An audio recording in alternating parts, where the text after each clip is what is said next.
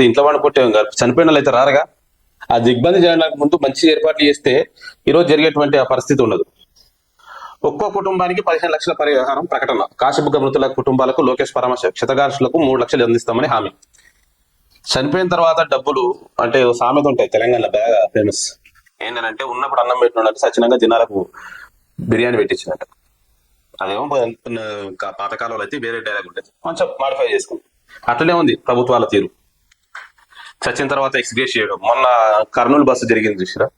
చనిపోయిన తర్వాత అవి చేస్తాం ఇవి చేస్తాం అని చెప్పి, కానీ చనిపోక ముందు దాని ఫిట్నెస్ మెయింటెనెన్స్ లేకపోతే అధికారుల పర్యవేక్షణ, అది నిజానికి చాలా మంది చూస్తూ ఉంటారు. పవన్ కళ్యాణ్ గురించి మాట్లాడాలి ఇక్కడ. ఆయన 2 స్టేట్మెంట్లు పెట్టిండు ఇది ట్విట్టర్ లో. ఫస్ట్ కావేరీ ట్రావెల్స్ అని పెట్టిండు, ఆ తర్వాత ఏం చేసిండు ప్రైవేట్ ట్రావెల్స్ అని పెట్టిండు. కావేరీ అనే పేరు ఎందుకు మెన్షన్ చేయకుండా తీసేసారో తెలియదు.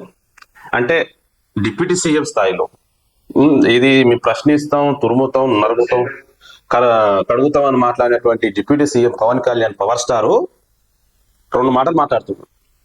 అంటే అధికారంలోకి వచ్చిన ఏ జనసేన అయినా, ఏ చంద్రసేన అయినా, ఏ తెలుగు సేన అయినా తేడా ఏ ఉండదు అనేది ఈరోజు ప్రజలు అర్థం చేసుకోవాల్సినటువంటి అవసరం. ఇది మారాలి అని అంటే రాజకీయ పార్టీలు అధికారం, ఒక వైఎస్ జగన్ పార్టీ అధికారంలోకి వస్తే మారుతుందని కాదు, చంద్రబాబు నాయుడు పార్టీ అధికారంలోకి వస్తే మారుతుందని కాదు, లేకపోతే పవన్ కళ్యాణ్ పార్టీ అధికారంలోకి వస్తే మారుతుందని కాదు.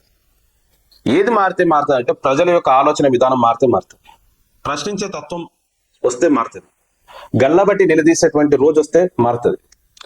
ఓట్లు వేస్తే వాడు ఏదో దేవుడైనట్టు, ఎమ్మెల్యే వస్తే పొలు దండాలు పెట్టుడు, మంత్రి వస్తే పడుకొని దండాలు పెట్టుడు, ఇంకా సీఎం వస్తే వానికి ఏమంటారు కదా నిలువుదోపిడి చేసినట్టు ఈరోజు ప్రజలు మారిపోయినారు. కాబట్టి వాళ్ళ అధికారంలోకి వచ్చిన తర్వాత మేమే దోపులం అనే రకంగా వాళ్ళు తయారయ్యారు.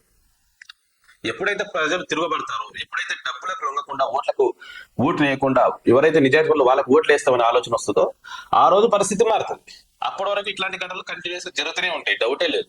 ఎవ్వరికి భయం ఉండదు. ఎవడు అడుగుతాడు? ఎవడో ఒక ఇద్దరు అడిగితే వాళ్ళు తీసుకుపోయి జైలు పెడతారు. కాబట్టి ప్రజల ఆలోచన విధానం మారాలి, ప్రజల యొక్క ఉండేటువంటి ప్రశ్నించే తత్వం పెంచుకోవాలి. అప్పుడు మాత్రమే పరిస్థితులు మారుతాయి.